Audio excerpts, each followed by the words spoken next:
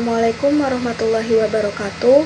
Kami dari kelompok 6 akan memaparkan materi yang berjudul Konsep Modal dalam Islam, beserta ayat dan hadis yang berkaitan dengan konsep modal dalam Islam. Definisi modal. Secara bahasa Arab, modal atau harta disebut al-amal atau al-amwal. Secara harfiah, al-mal atau harta adalah segala sesuatu yang engkau punya. Adapun dalam istilah syar'i, harta diartikan sebagai segala sesuatu yang dimanfaatkan dalam perkara yang legal menurut syara atau hukum Islam, seperti bisnis, pinjaman, konsumsi, dan hibah atau pemberian. Pengertian modal dalam konsep ekonomi Islam berarti semua harta yang bernilai dalam pandangan syar'i di mana aktivitas manusia ikut berperan serta dalam usaha produksinya dengan tujuan pengembangan. Istilah modal tidak harus dibatasi pada harta-harta ribawi saja, tapi ia juga meliputi semua jenis harta yang bernilai yang terakumulasi selama proses aktivitas perusahaan dan pengontrolan perkembangan pada periode-periode lain. Selanjutnya, jenis modal. Secara umum, jenis modal yang dapat diperoleh untuk memenuhi kebutuhan modalnya terdiri atas modal sendiri dan modal pinjaman. Yang pertama, modal sendiri. Modal sendiri adalah modal permanen karena diinvestasikan dalam waktu yang lamanya tidak tentu, sepanjang perusahaannya masih berproses. Modal sendiri dalam suatu bisnis berbentuk yang pertama saham, kedua cadangan penyusutan, dan yang ketiga laba yang ditahan. Yang kedua, modal pinjaman. Alasan perusahaan menggunakan modal pinjaman karena modal sendiri tidak cukup memenuhi kebutuhan seluruh modal yang diperlukan. Adapun sumber modal pinjaman adalah modal yang berasal dari luar perusahaan yang merupakan utang yang harus dibayar kembali pada saat jatuh tempo. Berdasarkan lamanya atau periodenya, modal pinjaman dibagi dalam 3 golongan. Yang pertama, modal utang jangka pendek adalah uang berjangka waktu kurang dari 1 tahun. Yang kedua, modal utang jangka menengah, waktunya itu antara 1 sampai dengan 10 tahun. Yang ketiga, utang jangka panjang, yaitu utang yang harus dilunasi dalam jangka waktu lebih dari 10 tahun. Selanjutnya ada syarat modal, yaitu yang pertama, modal harus berupa uang, bukan barang. Ketentuan ini sebagai upaya pencegahan terjadinya ketidaktahuan keuntungan waktu pembagian. Namun, ada pula yang memperbolehkan barang tetapi dengan syarat barang yang bisa dinilai dengan nominal uang. Jika modal diberikan dalam bentuk aset, maka aset tersebut harus dinilai pada waktu akad. Yang kedua, modal harus jelas dan diketahui jumlahnya. Yang ketiga, modal harus tunai bukan utang. Yang keempat, modal harus diserahkan kepada mitra kerja. Selanjutnya, prinsip-prinsip modal pokok dalam Islam sebagai berikut. Yang pertama tuh ada tawil dan syumul, mengandung nilai dan universal. Modal itu harus dapat memberikan nilai, yaitu mempunyai nilai tukar di pasar bebas. Yang kedua, mutakawin, bernilai. Modal itu harus bernilai, artinya dapat dimanfaatkan secara syar'i. Yang ketiga, penguasaan dan pemilikan yang berharga. Mal atau harta itu harus dimiliki secara sempurna dan dikuasainya sehingga ia dapat memanfaatkannya secara bebas dalam bermuamalah atau bertransaksi. Yang keempat, keselamatan dan keutuhan. Rasul Ma'al. Sistem akuntansi Islam menekankan pemeliharaan terhadap kapital yang hakiki. Jadi kalau modal belum dipisahkan dan keuntungan telah dibagi, itu dianggap telah mengembalikan sebagai modal kepada si pemilik saham. Hal inilah yang banyak menimbulkan masalah dalam perusahaan-perusahaan. Bentuk-bentuk pengembangan modal menurut ketentuan syariah muamalah dapat dilakukan dalam bentuk atau pola sebagai berikut. Yang pertama, ada transaksi akad jual beli, yaitu pengembangan modal usaha di mana ada penjual dan pembeli, seperti dalam akad murabahah. Murabahah berasal dari bahasa Arab dengan akar kata rib yang artinya keuntungan, sedangkan secara istilah murabahah merupakan akad jual beli atas barang tertentu di mana penjual menyebutkan harga jual yang terdiri atas harga pokok barang dan tingkat keuntungan tertentu atas barang, di mana harga jual tersebut disetujui pembeli. Selanjutnya yang kedua ada transaksi akad bagi hasil, yaitu pengembangan modal usaha di mana seseorang dapat bertindak sebagai pemberi modal dan yang lainnya bertindak sebagai pengelola modal dengan ketentuan akan membagi hasil yang diperoleh sesuai perjanjian yang telah disepakati, seperti dalam akad mudharabah. Akad mudharabah akan disampaikan di slide berikutnya. Dan yang ketiga adalah transaksi akad jasa, yaitu pengembangan modal di mana seseorang bertindak sebagai konsumen atau pemakai jasa dan wajib memberikan harga kepada pihak yang telah memberikan jasa tersebut menurut kesepakatan yang dibuat seperti dalam akad wadiah. Secara bahasa, al-wadiah adalah titipan atau simpanan, yaitu titipan murni dari suatu pihak kepada pihak yang lainnya, baik individu maupun badan hukum yang harus dijaga dan dikembalikan kapan saja si penitip menghendaki. Menurut Syafi'i dan Malikiyah, wadiah adalah pemberian amanat untuk menjaga sebuah barang yang dimiliki atau barang yang secara khusus dimiliki seseorang dengan cara-cara tertentu. Dalam Islam, cara mendapatkan modal dan mengembangkannya tidak boleh dilakukan dengan yang dilarang syariat Islam. Antara lain yang pertama ada perjudian. Karena cara ini dapat menimbulkan permusuhan dan dapat merusak tatanan kehidupan masyarakat. Pada dasarnya cara pengembangan ini dilakukan tanpa adanya usaha yang jelas dan hanya bersifat spekulasi semata. Yang kedua ada riba, yaitu pengambilan keuntungan dengan cara mengeksploitasi tenaga orang lain. Dan yang ketiga ada penipuan. Cara-cara penipuan dalam segala kegiatan ekonomi yang dilakukan di masyarakat jelas-jelas dilarang dan diharamkan agama. Yang terakhir ada penimbunan. Maksudnya adalah seseorang mengumpulkan barang-barang dengan tujuan menunggu waktu naiknya harga barang-barang tersebut sehingga ia bisa menjualnya dengan harga tinggi menurut kehendaknya. Selanjutnya fungsi dan pentingnya modal. Modal memainkan peranan penting dalam produksi karena produksi tanpa modal akan menjadi sulit dikerjakan. Jika orang tidak menggunakan alat dan mesin, maka produktivitas akan rendah. Demikian, manusia senantiasa menggunakan peralatan dalam kerja produktif mereka. Dengan tumbuhnya ilmu dan teknologi, maka manusia pun menemukan mesin-mesin untuk membantunya dalam semua bidang produksi. Modal menempati posisi penting dalam pembangunan ekonomi maupun dalam penciptaan lapangan kerja. Selain meningkatkan produksi, employment juga akan meningkat jika barang-barang modal seperti bangunan dan mesin diproduksi dan digunakan untuk proses produksi lebih lanjut. Manfaat modal bagi perusahaan dalam menjalankan bisnisnya adalah sebagai berikut. Yang pertama, modal untuk membayar gaji, upah, dan biaya operasi perusahaan lainnya. Yang kedua, modal bermanfaat untuk membeli bahan baku atau barang dagangan. Yang ketiga, modal untuk memenuhi keperluan lain seperti membuka cabang baru, memperluas pasar, transportasi, dan yang lainnya. Yang keempat, modal untuk pembelian aktiva tetap, seperti tanah, bangunan, kendaraan, dan mesin.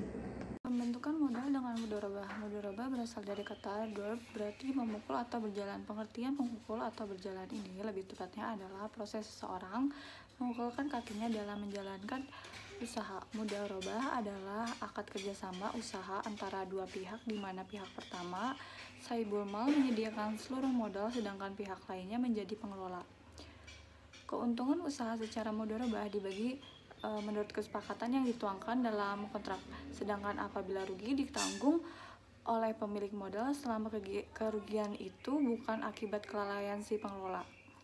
Seandainya kerugian itu diakibatkan karena kecurangan atau kelalaian si pengelola harus bertanggung jawab atas kerugian tersebut. Rukun mudharabah. Menurut ulama Syafi'iyah, rukun mudharabah ada 6, yaitu pemilik modal, sahibul mal, pengelola, mudharib, ijab kabul, sigat, modal, rasul mal, pekeraan, amal, keuntungan atau nisbah. Syarat sah mudharabah diantaranya yaitu yang pertama, modal atau barang yang diserahkan itu berbentuk uang tunai. Yang kedua, bagi orang melakukan akad diisyaratkan mampu melakukan tasharu. Yang ketiga, modal harus jelas agar dapat dibedakan antara modal usaha dengan laba. Yang keempat, persentase keuntungan antara pemodal dengan pengusaha harus jelas. Yang kelima, melafazkan ijab bagi pemodal dan qabul bagi pengusaha. Jenis akad mudharabah. Kontrak mudharabah dalam fikih dibagi dalam 2 kategori, yaitu mudharabah mutlaqah, yaitu pemilik dana sahibul mal memberikan keleluasaan penuh kepada pengelola atau mudharib dalam menentukan jenis usaha maupun pola pengelolaan yang dianggapnya baik dan menguntungkan sepanjang tidak bertentangan dengan ketentuan syariah. Yang kedua ada mudharabah muqayyadah, yaitu pemilik dana memberikan batasan-batasan tertentu kepada pengelola usaha dengan menetapkan jenis usaha yang harus dikelola, jangka waktu pengelolaan, dan lokasi usaha, dan sebagainya. Ayat dan hadis yang berkaitan dengan konsep modal dalam Islam. Yang pertama ada surat An-Nisa ayat 5, yang kedua surat Al-Muzammil ayat 20, yang ketiga surat Ali Imran ayat 14, dan hadis riwayat Bukhari. Yang pertama Quran surat An-Nisa ayat 5. A'udzu billahi minasyaitonir rajim. Bismillahirrahmanirrahim. Wala tu'tus sufaha'a amwalakum allati ja'alallahu lakum qiyaman warzuquhum fiha waksuhum wa qulu lahum qawlan ma'rufa. Artinya, dan janganlah kamu serahkan kepada orang-orang yang belum sempurna akalnya harta mereka yang ada dalam kekuasaanmu yang dijadikan Allah sebagai pokok kehidupan. Berilah mereka belanja dan pakaian dari hasil harta itu, dan ucapkanlah kepada mereka kata-kata yang baik. Isi kandungan Quran Surat An-Nisa ayat 5. Pada ayat 5 diterangkan bahwasanya terdapat larangan untuk menyerahkan harta kepada orang yang safih atau bodoh, yang mana hanya membuang-buang hartanya dan membelanjakannya dalam hal yang tidak berguna dan tidak mengetahui cara memperkembangkannya dan hanya mengambil hasil daripadanya. Maka dari itu, hendaklah seorang wali memberi makanannya dan membelikan kebutuhannya dengan cara yang patut dan memberi nasihat menggunakan perkataan yang baik. Maka yang dimaksud orang-orang safih di sini ialah anak-anak yang belum balik. Setelah itu Allah berfirman, wa qulu lahum qawlan ma'rufa, yang memiliki arti, dan ucapkanlah kepada mereka kata-kata yang baik. Terdapat sedikit perbedaan antara sebagian ulama mengenai kata ma'ruf. Pendapat yang pertama mengatakan bahwasanya perkataan yang baik merupakan doa-doa yang baik. Sedangkan untuk pendapat yang kedua mengatakan bahwa yang dimaksud dengan ma'ruf adalah janji-janji yang baik. Yang dimaksud dengan janji yang baik adalah berjanji untuk memberikan harta kepada anak apabila anak telah memiliki kematangan berpikir yang baik. Yang kedua Quran Surat Al-Muzammil ayat 20. A'udzu billahi minasyaitonir rajim. Bismillahirrahmanirrahim. Inna rabbaka ya'lamu annaka taqumu adna min thulutsayil laili wa nisfahu wa thulutsahu wa ta'ifatun minal ladzina ma'ak. Wallahu yuqaddirul laila wan nahar. Alima an lan tuhsuhu fataba alaikum faqra'u ma tayassara minal Qur'an.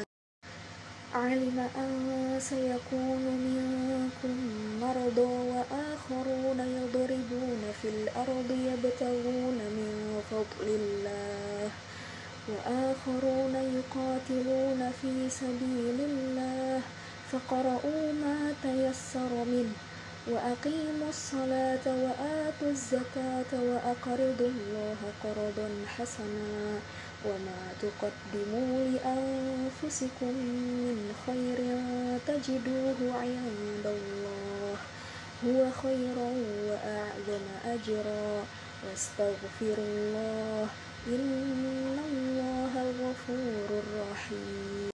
Artinya, sesungguhnya Tuhanmu mengetahui bahwa engkau Muhammad berdiri sholat kurang dari 2/3 malam, atau 1/2 malam, atau sepertiganya, dan demikian pula segolongan dari orang-orang yang bersamamu. Allah menetapkan ukuran malam dan siang. Allah mengetahui bahwa kamu tidak dapat menentukan batas-batas waktu itu. Maka Dia memberi keringanan kepadamu, karena itu bacalah apa yang mudah bagimu dari Al-Quran. Dia mengetahui bahwa akan ada di antara kamu orang-orang yang sakit, dan yang lain berjalan di bumi mencari sebagian karunia Allah, dan yang lain berperang di jalan Allah.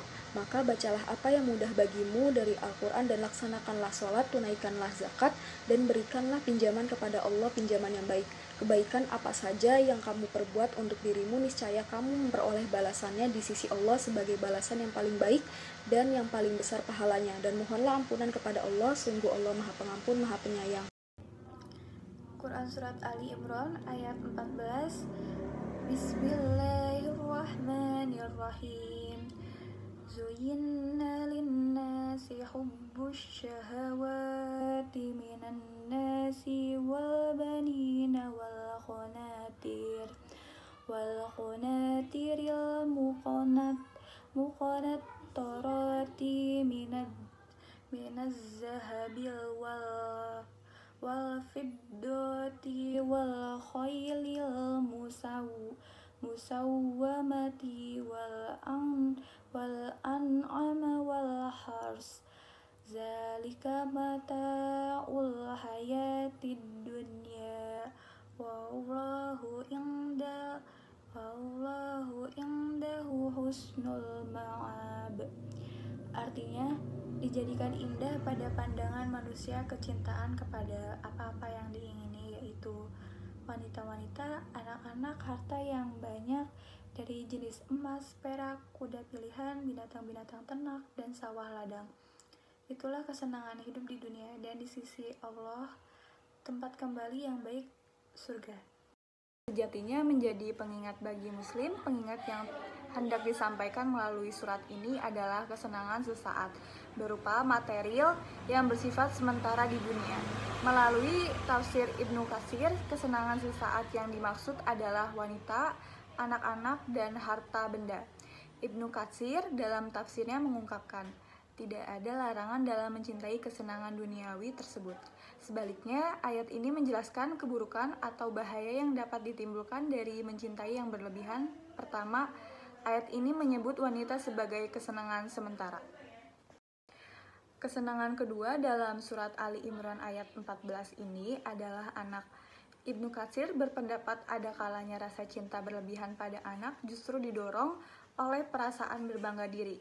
Terakhir, rasa cinta berlebihan pada harta benda. Hal ini dapat didorong dari adanya rasa takabur dan sombong dalam diri seseorang. Sebaliknya, takaran mencintai harta karena Allah Subhanahu wa Ta'ala justru menjadi perkara yang dicintainya. Misalnya, menggunakan harta tersebut untuk membelanjakannya di jalan-jalan yang mendekatkan diri kepada Allah Subhanahu wa Ta'ala, silaturahmi, serta amal-amal kebajikan. Di akhir ayat, Allah Subhanahu wa Ta'ala menegaskan bahwa Dia adalah sebaik-baiknya tempat kembali. Pasalnya, kesenangan duniawi di atas mata-mata sebagai sarana ujian keimanan bagi muslim. Ujian keimanan dalam surat Ali Imran ayat 14 tersebut hendak melihat apakah seseorang muslim akan menggunakan semua harta dan kesenangan itu untuk kehidupan duniawi saja, atau sebaliknya, yakni menggunakan harta benda tersebut untuk mencapai keridhaan Allah Subhanahu wa Ta'ala. Hadis riwayat Bukhari, an Urwata annan Nabiy sallallahu alaihi wasallam atahu dinaran yashtari lahu bihi syatan fashtara lahu bihi syataini faba'a ihdahuma bidinarin wajadahu bidinarin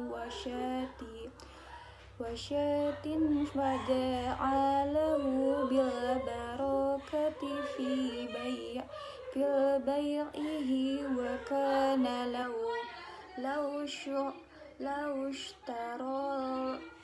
ishtaratu rabaha fihi. Dan artinya dari Urwah bahwa Nabi SAW memberinya 1 dinar untuk dibelikan seekor kambing. Dengan uang itu ia beli 2 ekor kambing, kemudian salah satu dijual seharga 1 dinar. Lalu dia menemui beliau dengan membawa seekor kambing dan uang 1 dinar. Maka beliau mendoakan dia keberkahan dalam jual belinya itu. Sungguh dia apabila berdagang debu sekalipun pasti mendapatkan untung. Isi kandungan hadis riwayat Bukhari, modal dalam literatur fikih disebut rasul mal yang merujuk pada arti uang dan barang. Modal merupakan kekayaan yang menghasilkan kekayaan lain. Pemilik modal harus berupaya memproduktifkan modalnya, dan bagi yang tidak mampu menjalankan usaha, Islam menyediakan bisnis alternatif yaitu mudorobah, musyarakah, qardul hasan, dan lain-lain. Seorang muslim dianjurkan agar memperkerjakan orang lain agar saling menguntungkan. Menurut Ilvi Nurdiana, mengemukakan bahwa dalam Islam modal suatu usaha haruslah bebas dari riba. Dalam cara memperoleh modal, Islam mengatur suatu sistem yang lebih baik dengan cara kerjasama dengan mudorobah atau musyarakah. Hal ini untuk menjaga hak produsen dan juga hak pemilik modal agar tercapai suatu kebaikan dalam suatu aktivitas produksi yang akhirnya akan berimplikasi pada suatu muslah dalam suatu kerjasama yang dilakukan oleh masing-masing pihak.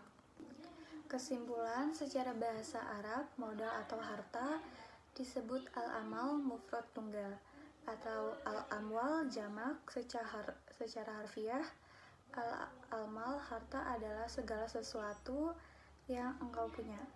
Adapun dalam istilah syar'i, harta diartikan sebagai segala sesuatu yang dimanfaatkan dalam perkara yang legal menurut syariah hukum Islam, seperti bisnis, pinjaman, konsumsi, dan hibah atau pemberian. Secara umum, jenis modal yang dapat diperoleh untuk memenuhi kebutuhan modalnya terdiri atas modal sendiri, equity capital, dan modal pinjaman, debt capital. Syarat modal yaitu pertama, modal harus berupa uang, bukan barang. Kedua, modal harus jelas dan diketahui jumlahnya. Ketiga, modal harus tunai, bukan utang. Dan keempat, modal harus diserahkan kepada mitra kerja. Prinsip-prinsip modal yaitu tamwil dan syumul, mengandung nilai dan universal. Mutakowim, bernilai, penguasa dan pemilikan yang berharga, dan keselamatan dan keutuhan rasul mal. Ayat dan hadis tentang konsep modal dalam Islam yaitu Quran Surat An-Nisa ayat 5, Quran Surat Al-Muzammil ayat 20, Quran Surat Ali Imran ayat 14, dan hadis riwayat Bukhari.